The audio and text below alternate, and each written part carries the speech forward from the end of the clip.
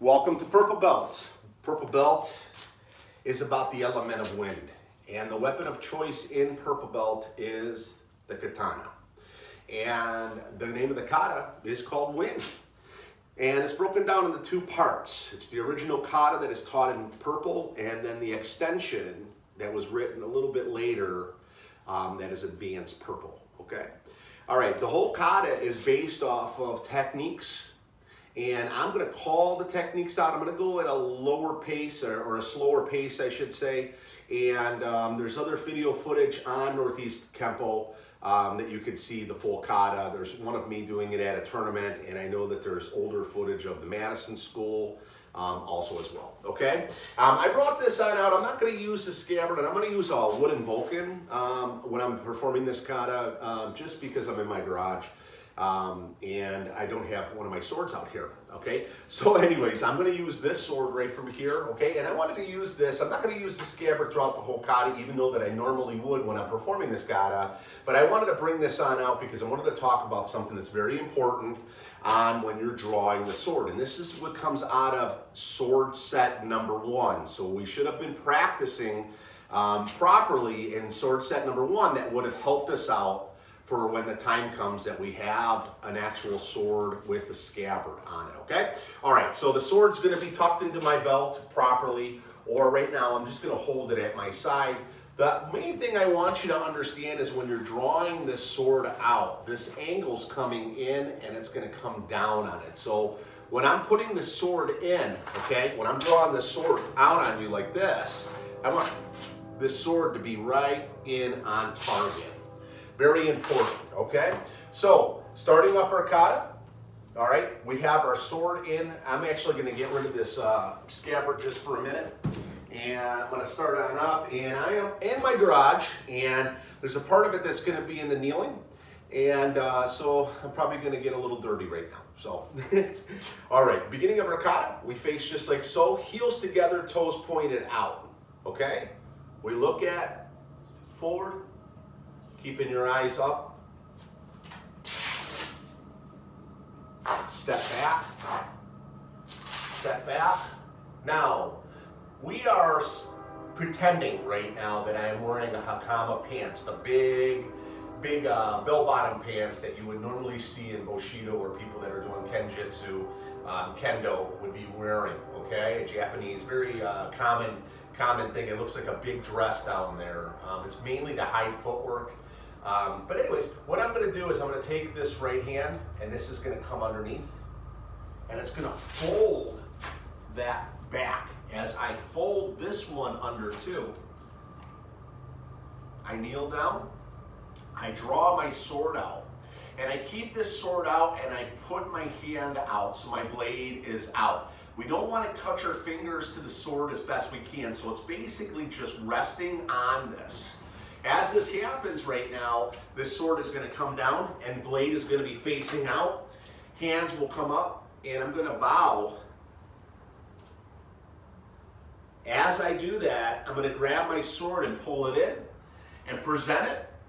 And I'm going to keep that hand just like this again. I'm just going to let that hand turn down and guide until I find where my scabbard is and I put my sword away. Hand goes to the end, cupping it. Left foot comes out. Notice the heel is turned in, toes are pointed out. And we bow.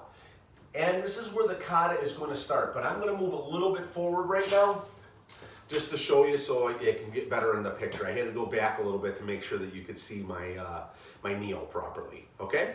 All right, so right from here, hand is on the sword. First motion is drawing that sword out.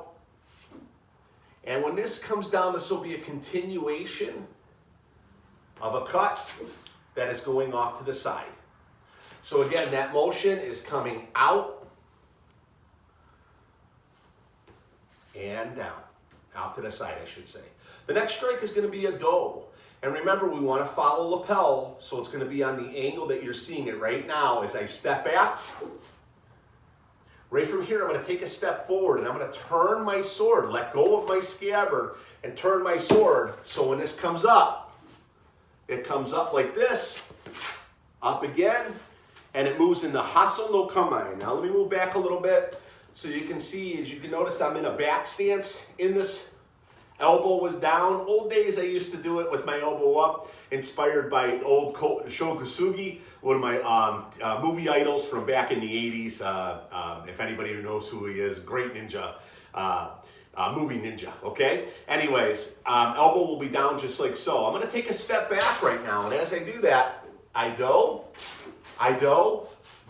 and I do again, okay? And that motion will be all together as far as it's going down. So I'm back down this way. I'm gonna step forward and re-grab the sword and swing up and down that same side. So this one, if you're in my point of view, it's on my right side. This strike is coming from my right side, and this strike right here is coming from my right side. As this comes through, this swings down and cuts down into a reverse bow. Tumbo no Kamae, notice that the tip of the sword is always going to be pointed towards the direction of what you're going. Right now I'm facing wall one still, so that sword is going to remain there. Let me review what we just did after that bow. We draw our sword down, okay? Off to the side, do back, step forward, grab the sword, slice up, and rock it right back until you're in a real good back stance, sword up, step it back. Try to keep your shoulders more parallel to the wall, okay? So not one shoulder is in front. And again, that motion I just did was do, do, and do. I'm gonna grab the sword again and cut up and let that continue. And as I step up with the second step, down in the reverse bow, Tumbo no Kamae. Now this strike is going to come down underneath, and I'm going to let it come low like this. But as it does this, I'm going to move back just a bit. As that does that, I'm going to leap, okay? So when this comes through, I'm going to turn around, and I'm basically in nothing more. Let me move up a little bit, just in case maybe you can see my feet better. You'll notice that I'm kind of like in the sword stance that we talked about, or a soft bow stance in a sense, okay? Neutral bow. When this comes on up, my hand is going to come up and rest on it. And I'm not blocking anything. What I'm doing is just finding direction so that when I start to move this sword down, and I'm going to let it touch the side of my arm. And I know that if my elbow is facing wall one right now, and my sword is attached to it, then I know that I'm in direction. Because what I'm doing right now is giving what we call a ski. Okay? So imagine if I was here on this bag right now, and I'm in Tumbo no Kamae like this. I'm jumping in, and when I get up against the bag, I can kind of feel where I'm at. And that's where that sword strike will be. Okay, the next motion is going to be for this and a realignment like this. So, starting again, real fast, strike down, off to the side, do, ashi, Hasso no Kamae. Do, do, do. Ashi, do, do, and double do, Tumbo no Kamae. Ski, step towards wall four and unwind it. Look at the butt of your sword as a headbutt, and then you're resting it right in like a Seiga no Kamae position that you're ending off with. And all you're doing is pushing to the back of the sword. Do, do, and do, do, do. And when I do this last though, it's a reverse bow. The sword's going to come up.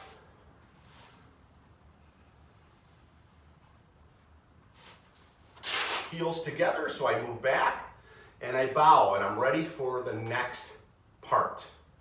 So that concludes wind for purple.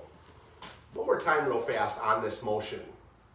Hand is on here, we just got done with our bow.